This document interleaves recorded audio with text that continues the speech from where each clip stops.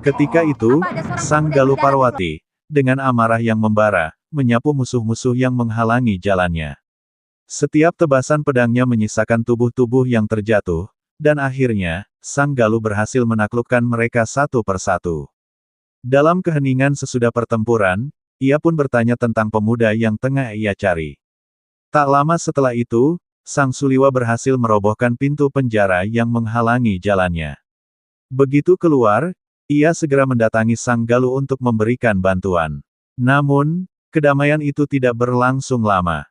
Mereka kembali diserang oleh musuh, dan Suliwa, dengan kekuatan luar biasa, menghantam mereka satu persatu hingga akhirnya musuh-musuh itu terjatuh tak berdaya. Dengan keberanian dan kekuatannya, Suliwa mendeklarasikan kemenangan bagi mereka. Namun, ia memilih untuk mengampuni para musuhnya, memberi kesempatan pada mereka untuk hidup. Saat cucu dari pimpinan pulau datang, penghuni pulau pun diampuni dan dibebaskan.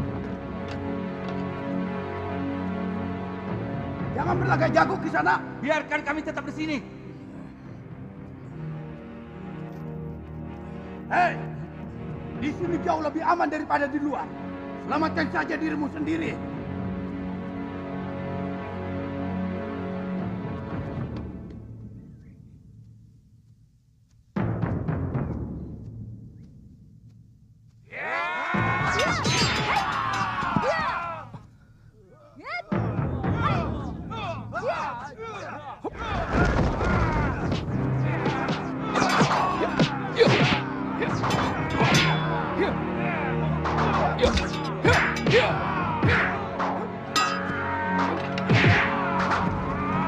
Kurang ajar. Benar-benar luar biasa anak muda itu.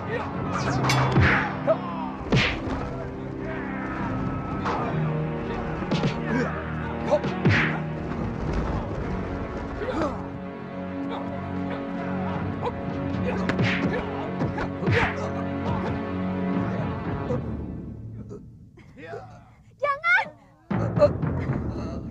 Jangan bunuh kakek saya! Kasihanilah dia. Saya bersedia menjadi budak Kisanak. Kalau Kisanak mau mengampuni kakek saya. Baik. Kalian semua saya ampuni. Tapi mulai sekarang, kamilah yang menguasai pulau ini. Kami? Kami dari perguruan Sugaluh. Aku Putri Empu Mahsyura. Dan dia adalah murid utamanya. Satu yang ingin kutanyakan pada kalian. Aku mencari ibuku. Yang telah dibuang dengan hukum yang semena-mena. Oleh Bresdayu. Saya memang pernah mendengar bahwa Adi Aksa Sedayu mengirimkan 3 orang hukuman. Tapi sampai sekarang belum pernah tiba di pulau. Mungkin kapalnya terserang badai. Karena bulan-bulan ini memang musim barat. Perintahkan seluruh rakyat Tuan untuk mencari orang yang terdampar di pulau ini. Baik, Dewi. Sisir seluruh pantai. Bebaskan semua orang yang di penjara bawah tanah. Maaf Kisanak. Mereka manusia-manusia bejat. Sangat bejat. Mereka pasti akan membuat onar kalau dibebaskan. Itu tanggung jawab saya.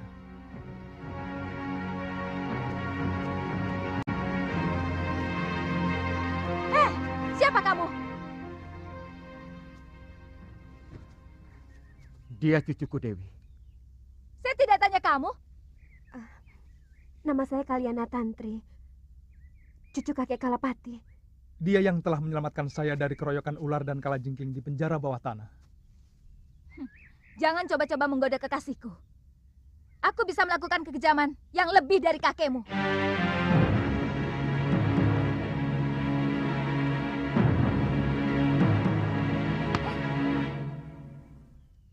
Nyai yakin kakak empu pergi semedi? Sejak kemarin, Kidarpa. Biasanya 3 hari baru pulang. Ini upahmu. Terima kasih, Nyai. Kamu yakin Nyai Sintawati sudah dikirim ke Momongan? Sudah, Nyai. Tapi kapalnya tenggelam terkena badai. Jurumudinya selamat bisa mencapai ujung genting dan melaporkan kepada saya. Jangan-jangan Jangan Pada khawatir, malam Nyai. yang sama, Tidak di Padepokan Sugaluh, Sang Nila Saroya, dengan niat jahat di hatinya, bersekongkol dengan adik dari Empu Mahasyura, yaitu Empu Darpasyura.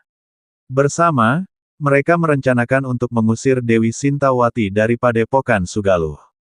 Pada malam itu, ketika Empu Mahasyura sedang dalam semedi, Nila Saroya beraksi untuk mencuri kitab pusaka dari Padepokan. Saat itu, para penjaga yang berjaga terkejut melihat perbuatan jahat tersebut, dan terjadilah perkelahian sengit. Namun, Nila Saroya keluar sebagai pemenang. Meskipun Empu Mahasyura merasakan kehadiran Nila Saroya, ia tampaknya tidak dapat mempercayai kenyataan yang terjadi.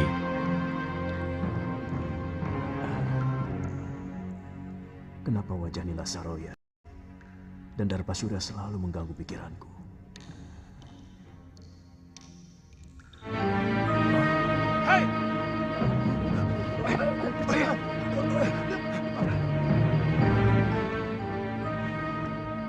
ada apa?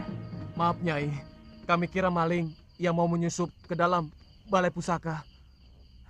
Apakah tingkah laku saya seperti maling? Maafkan saya Nyai. Kakang Mahasyura menyuruh saya untuk membersihkan bilik pusaka Padepokan sebelum berangkat bersemedi. Dan sekarang saya baru sempat.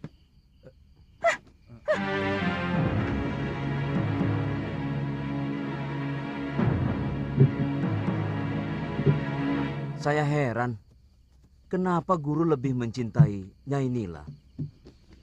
Orangnya angkuh dan agak culas. Jaga mulutmu, Rade. Kalau sampai terdengar Gusti Empu, kamu bisa diusir dari Sugaluh. Bukan begitu. Ini antara kita saja. Terus terang, saya lebih hormat sama Nyai Dewi Sintawati. Dia sangat bijak dan selalu memperlakukan kita seperti sanak kadangnya sendiri. Terus terang, saya sendiri agak ragu bahwa Nyai Dewi tega berbuat serong dengan geramnya. Sangat mungkin Ki Darpasura ikut bermain untuk menyingkirkan Nyai Dewi. Sebab bukan rahasia lagi antara Nyai Dewi dan Ki Darpasura saling membenci. Karena adik Gusti Empu merasa tersingkirkan oleh pengaruh Nyai Dewi selama ini. Dan si Gramya itu kan murid yang paling jujur. Mana mungkin dia tega mengkhianati guru? Pendapat Rade dan Adi Bendo memang ada benarnya. Saya pernah memergoki Ki Darpasura dan Nyai Saroya terlibat pembicaraan yang kelihatannya sangat penting. Sebelum Nyai Dewi dituduh melakukan perbuatan aib. Bukan tidak mungkin mereka bersekongkol untuk menyingkirkan Nyai Dewi. Karena kedua belah pihak sama-sama diuntungkan.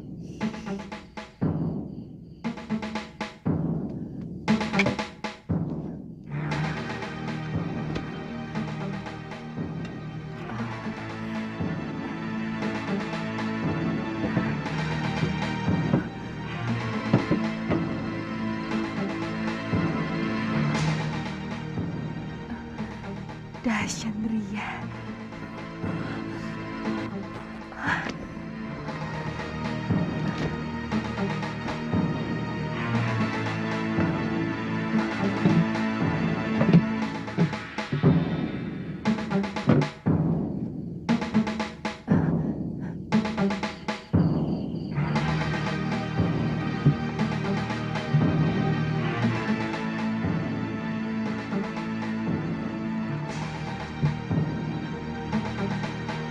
Lihat, apa yang dibawanya?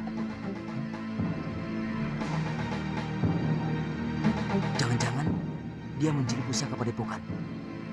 Itu tanggung jawab kita. Apalagi Gusti Empu sedang semedi. Rade, Ada apa lagi? Maaf Nyai, rumah pusaka ini tanggung jawab kami. Apa yang Nyai bawa? Bukan urusan kalian. Kami bisa digantung kalau ada selembar benang pun yang hilang dari bilik pusaka itu. Maaf, berikan kepada kami buntelan itu, Nyai.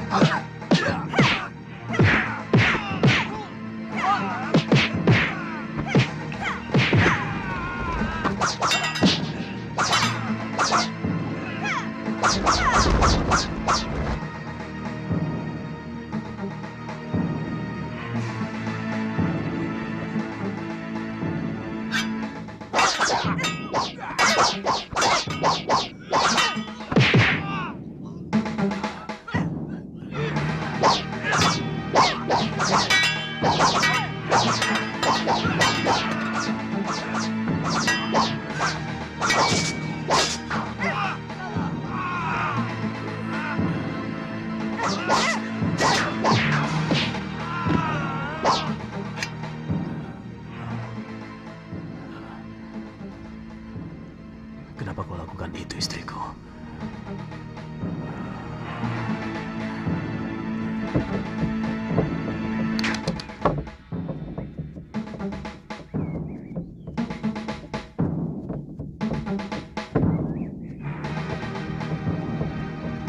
Keesokan harinya, di siang yang cerah, Empu Darpashura dan Nila Saroya bertemu di hutan yang gelap. Nila Saroya, setelah berhasil mencuri kitab pusaka tersebut, mengungkapkan sebuah kenyataan mengejutkan di hadapan Empu Darpashura. Ia mengaku bahwa dirinya adalah putri dari Empu Ranggasuli, penguasa padepokan Halimun Petak. Sambil berjalan menuju kereta yang sudah disiapkan, Nila Saroya menceritakan bahwa anak dalam kandungannya bukanlah anak dari Empu Mahashura, melainkan titisan Sudamani, yang terlambat 2 bulan sebelum Empu Mahashura menikahinya. Hal ini pun didengar oleh Prabu Angling Dharma, yang tiba-tiba berubah menjadi burung belibis putih berjambul dan terbang menjauh. Mencintai dia. Segera, Karena saya butuh ia ilmunya. mengetahui apa yang sebenarnya Tapi Kakang terjadi. Mahashura selalu melarang saya berlatih ilmunya dengan alasan perut saya. Bagaimana nanti dengan anak Kakang Mahashura yang sedang Nyai kandung? Ini anakku. Aku sangat yakin anak yang aku kandung ini bukan anak Kakang Mahashura. Karena ketika dia mengawiniku, aku sudah 2 sasi terlambat bulan. Aku akan kembali ke padepokan dekat Gunung Parang. Mari, Nyai. Aku akan menghimpun kekuatan dari perguruan Halimun Petak.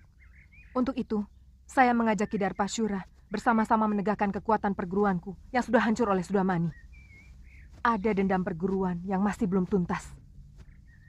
Kalau tidak salah, perguruan Halimun Petak adalah Empu Ranggasuli. Dia ayah saya. Oh. Saya yakin Nyai sudah tahu perseteruan antara ayah Nyai dengan Kakang Mahashura. Itu kenapa saya harus dari Sugalu. Siapa nanti yang akan menjadi guru di sana? Kamu sendiri, Ki. Nanti kalau anak ini sudah lahir, aku yang akan menggantikannya. Sangat janggal kalau sebuah negara tidak memiliki raja. Selama Gusti Prabu Angling Dharma meninggalkan negeri Malwapati, rakyat kita seperti ayam kehilangan induk. Tidak memiliki kebanggaan sebagai rakyat Malwapati. Bahkan, mereka cenderung menjadi bangsa yang rendah diri. Di Lalu, istana Malwapati, para senopati dan prajurit mulai meragukan kewibawaan Prabu Angling Dharma, karena ia sudah terlalu lama meninggalkan tahta Malwapati. Mereka menganggap Patih Batik Madrim lebih pantas menduduki singgasana, karena ia adalah pewaris sah dari Gusti Prabu Malwapati, ayahnya. Sementara itu, Angling Dharma hanya seorang menantu. Perdebatan panjang pun terjadi di antara mereka. Namun, tiba-tiba Prabu Angling Dharma muncul dan mengejutkan semua orang. Patih Batik Madrim, yang tidak menghaturkan sembah, akhirnya menantang Angling Dharma untuk berkelahi. Meskipun Patih Batik Madrim memiliki kemampuan yang luar biasa, Angling Dharma dengan mudah mengalahkannya dalam pertarungan sengit.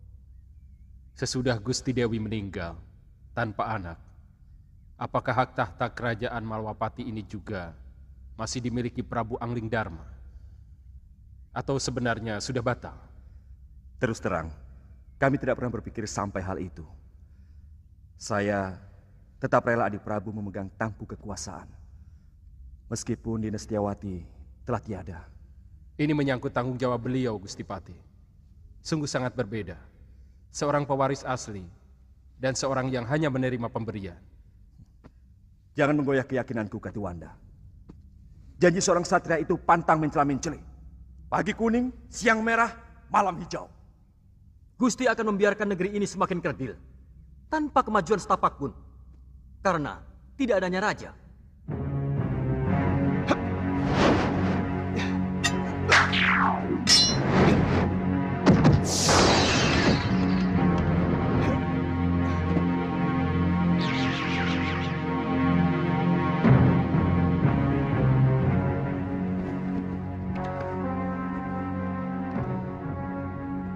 Tidak, tidak benar semua ini. Siapa kamu? Apa aku sudah banyak berubah, Kakang Madrim? Adik Prabu seorang yang sangat santun. Sedangkan caramu datang sembunyi-sembunyi seperti maling. Maafkan aku, Kakang Madrim. Sebenarnya aku ingin membuat sebuah kejutan kepada kalian. Tapi mendengar pembicaraan kalian barusan, membuat aku kurang bernafsu. Maaf, aku masih menyaksikan kebenaranmu sebagai Prabu Anglingdarma. Apakah kamu sanggup meyakinkan aku bahwa kamu adalah rajaku? Kamu menantangku, Kakang Madrim? Aku wajib meyakini kebenaran dari raja negeriku.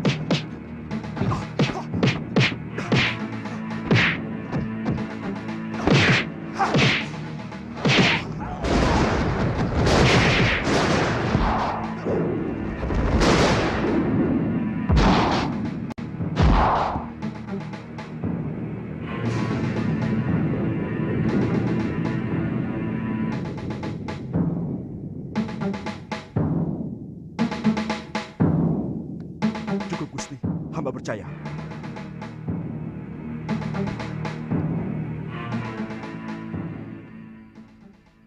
Pengembaranku ternyata tidak sia-sia, Kakang Madrim. Aku bisa melihat langsung apa yang terjadi di kalangan rakyatku. Berbagai macam bentuk kehidupan yang selama ini belum pernah saya lihat dari tembok ke daton. Sudah merupakan kebiasaan. Seorang prabu biasanya cukup melihat kehidupan rakyatnya lewat laporan para tumenggung dan adipati. Adipati menerima laporan dari para kubu dan bekel. Bekel menerima laporan dari Jagabaya dan para kepala kampung. Itulah kenapa banyak raja yang menjadi membambung. Maksud Adi Prabu? Banyak rakyat yang menderita, tapi raja tidak mampu melihatnya. Tidak sedikit rakyat yang menjerit karena penderitaan mereka. Tapi kuping raja sama sekali tidak bisa mendengar. Karena semua laporan kehidupan yang masuk ke dalam kedaton sudah disaring dan diberi bedak. Supaya kelihatan indah, adem ayem, toto tentrem, kerto raharjo. Tidak baik seorang raja harus memikirkan hal-hal sepele seperti itu. Semua itu cukup ditangani oleh para rakyat dan tumenggung. Sebab ada yang jauh lebih penting dari urusan tetek bengek seperti itu. Adalah bagaimana supaya bisa menjaga wibawa. Pengembaranku selama ini membuka mata dan telingaku. Bahwa ternyata rakyat tidak pernah peduli. Apakah rajanya berwibawa atau tidak.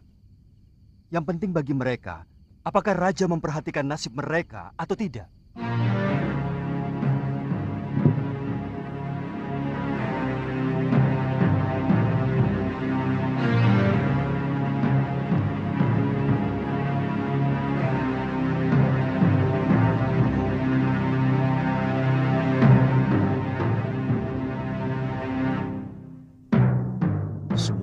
Pusaka terbaik ciptaanku. Di Padepokan Sugaluh, Empu Mahasyura menemukan kenyataan pahit bahwa Padepokan yang dulu terhormat kini tercemar. Dirinya telah tertipu oleh Nila Saroya yang telah mencuri kitab pusaka Padepokan tersebut. Empu Mahasyura termenung, merasa hancur dan kehilangan segalanya. Ia hanya bisa terdiam, tak tahu harus berbuat apa lagi. Kidarpasura tidak pernah kelihatan di rumahnya maupun di padepokan. Kata pekatik rumahnya, Kidarpa pergi mengendarai gerobak di hari yang sama dengan kepergian Nyai Nila. Darpasura. Apa mungkin adik kandungku tega mengkhianatiku, Subada? Saya benar-benar tidak tahu, Guru.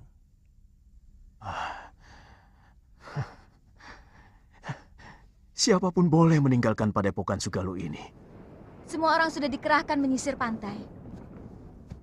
Bahkan, beberapa orang pun sudah sampai di Pulau Hantu. Tapi Biung belum juga diketemukan. Terus terang, saya bingung, Kakang. Kamu siap menghadapi Gusti Empu, juga para Tumenggung Sedayu, kalau kembali ke padepokan Sugalu? Maksudmu, kamu lebih suka tetap tinggal di Sugalu pulau ini? dan Suliwa, yang masih berada di Pulau Momongan, tidak menemukan apa-apa yang berarti di sana. Mereka memutuskan untuk merencanakan langkah selanjutnya. Mereka membagi tugas dalam perjalanan yang akan datang, berusaha mencari petunjuk tentang nasib yang akan mereka jalani. Bersikap kasar kepada orang yang pernah menolongku? Tidak perlu kasar, tapi perlu ada jarak. Selama ini, kesannya Kakang terlalu memberi kesempatan pada gadis centil itu. Kakang memang senang kan? Galuh, jangan. Senang? Hah? Galuh. Jangan, Geli. Galuh, jangan, Geli. Kakang, tunggu. Kakang, jawab dulu pertanyaanku. Ayo, ngaku saja, benar kan? Kakang, ayo. Dinda Prabu, baru beberapa hari di sini. Sebenarnya akan lebih baik kalau Dinda pergi setelah melakukan pasemuan agung dengan segenap pamong. Terus terang, hampir seluruh rakyat Malawapati masih berkabung. Pertama karena kematian Dinda Setiawati. Di kerajaan Malwapati, para senopati membicarakan perjalanan penting yang harus dijalani oleh Prabu Anglingdarma. Masih banyak tugas yang belum terselesaikan. Akhirnya, Prabu Anglingdarma memutuskan untuk pergi, dan dengan segera berubah menjadi burung belibis putih. Pati Batik Madrim, penasaran dengan tujuan sang Prabu, berubah menjadi gagak hitam dan mengikuti jejaknya.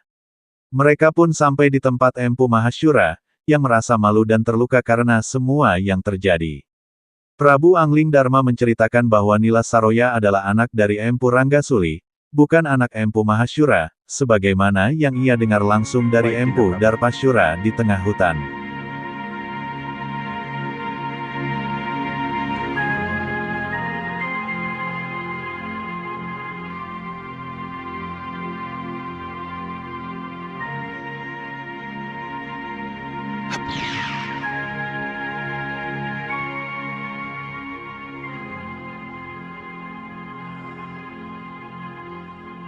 Aku ingin tahu apa yang sebenarnya Di Prabu lakukan.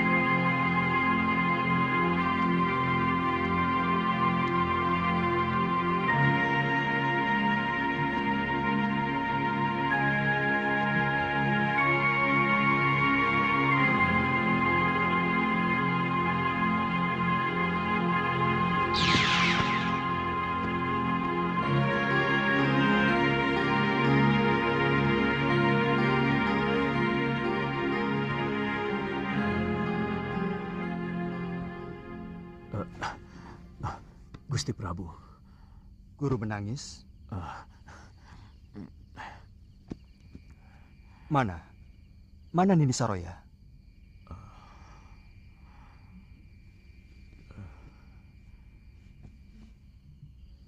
Sejak siang saya duduk di sini, merenungi nasib buruk yang sedang saya alami. Hampir dengan waktu yang bersamaan, saya kehilangan segala-galanya, Gusti. Mungkin juga harapan saya. Apalagi yang terjadi, Guru? Rupanya itu Guru Dinda Prabu. Terus terang, hati kecil saya tidak percaya bahwa Sintawati melakukan aib yang menjijikkan itu. Tapi Guru tidak berusaha melakukan apapun? Sejak itu hati saya selalu gelisah. Saya selalu dikejar perasaan bersalah. Lalu saya melakukan semedi memohon petunjuk kepada Sang Pencipta. Apa yang harus saya lakukan? Ternyata hal yang tidak pernah saya duga sama sekali memukul batin saya lebih berat lagi, Gusti. Nila Saroya minggat setelah mencuri beberapa kitab perguruan Sugalu. Darpasyura, adik kandung yang selama ini saya bimbing, telah berkhianat. Saya curiga, dia juga yang mengatur pelarian dan pencurian. Dia minggat bersama Nila. Saya ikut berbela sungkawa, Guru. Soal kitab tidak terlalu mengganggu pikiran saya. Saya masih bisa menyusunnya kembali. Tapi bayi yang dalam kandungan Nila itu adalah darah daging saya, Gusti. Bayi itu bukan anak Guru. Bukan titisan Guru. Ketika Guru mengawini Nila Saroya, dia sudah 2 sasi tidak datang bulan. Dari mana Gusti Prabu tahu? Saya kebetulan melihat mereka berdua di tengah hutan. Dan mendengarkan pengakuan Nila Saroya. Bibit yang dia kandung adalah titisan Sudamani. Yang telah memperkosanya ketika semua saudara seperguruannya dikalahkan oleh pendekar Durjana itu. Dia? Nila Saroya, putri Mpu Ranggasuli, dari perguruan Halimun Petak. Ranggasuli. Dia telah tewas di tanganku. Waktu terjadi perseteruan antara Padepokan Sugalu dengan Padepokan Halimun Petak. Tapi saya yakin, apa yang dilakukan Nila Saroya bukan karena dendam kepada Guru, tapi dendam dia kepada Sudamani. Apa maksud Prabu? Supaya saya tidak menghukum Saroya maupun Darpasyura? Paling tidak Nila Saroya, karena sebenarnya dia wanita yang perlu dikasihani. Guru masih bisa memperbaiki kesalahan dengan mencari kembali Galuh Parwati dan Nyai Sintawati. Saya yakin Darpasyura telah membunuh Dinda Sintawati dengan cara menenggelamkannya di laut. Saya benar-benar jadi orang kalah, Gusti Prabu.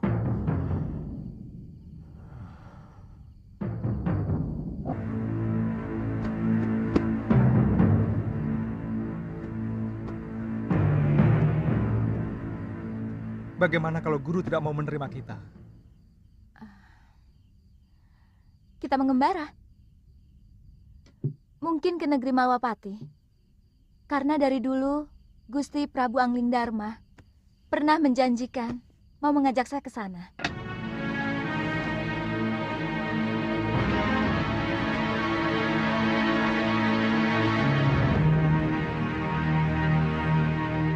Saya sudah minta dibuatkan ketupat untuk bekal selama pelayaran kita.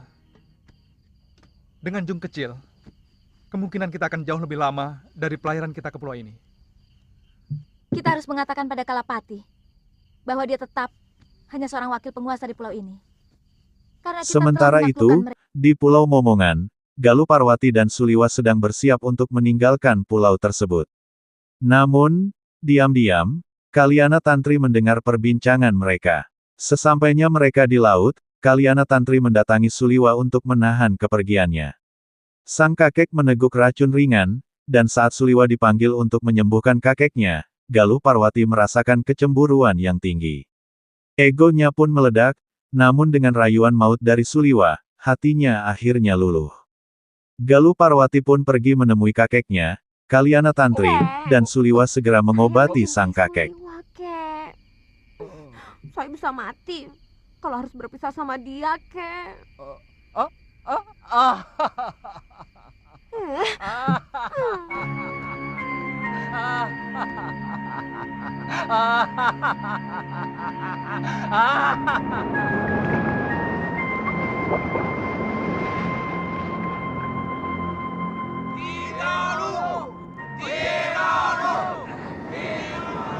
Kakang, Kalapati masih belum kelihatan.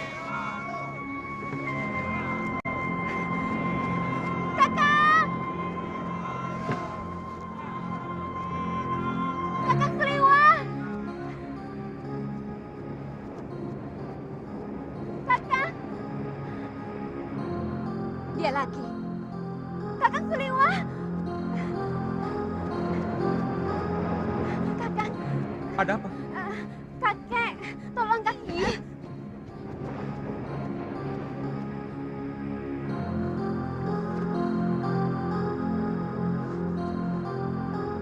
Kenapa kakek? Dia tiba-tiba pingsan. Tolong kakang. Pingsan? Sebentar ya. Lu? Apa? Sana, tolong kakek si centil itu. Jangan begitu. Bagaimanapun, saya tidak bisa melepaskan kewajiban saya sebagai seorang tabib. Saya kan tidak melarangmu. Lagi pula itu bukan urusanku. Sebaiknya kau ikut. Hih, Bagaimanapun, kita perlu bicara dengan Kalapati.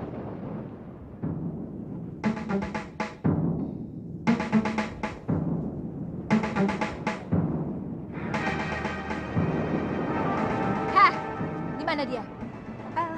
Di rumah.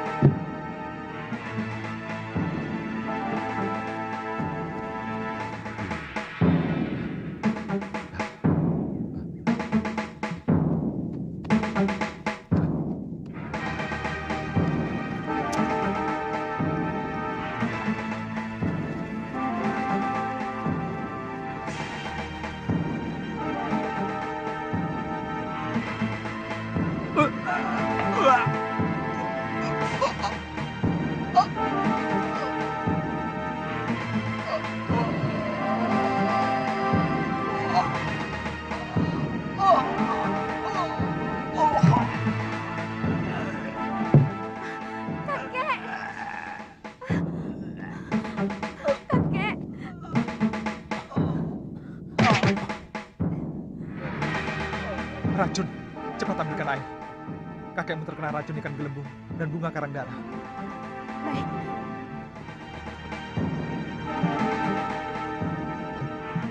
Masih bisa diselamatkan, Kakang? Tugas seorang tabib adalah berusaha.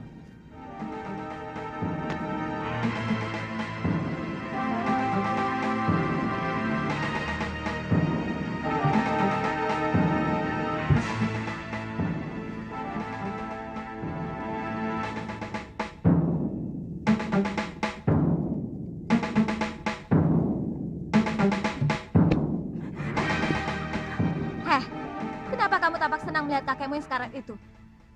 Jangan-jangan kamu sendiri yang meracuninya. Kenapa Nini bicara begitu? Kalau saya mengharapkan kematian kakek, buat apa saya minta tolong sama Kakang Suliwa?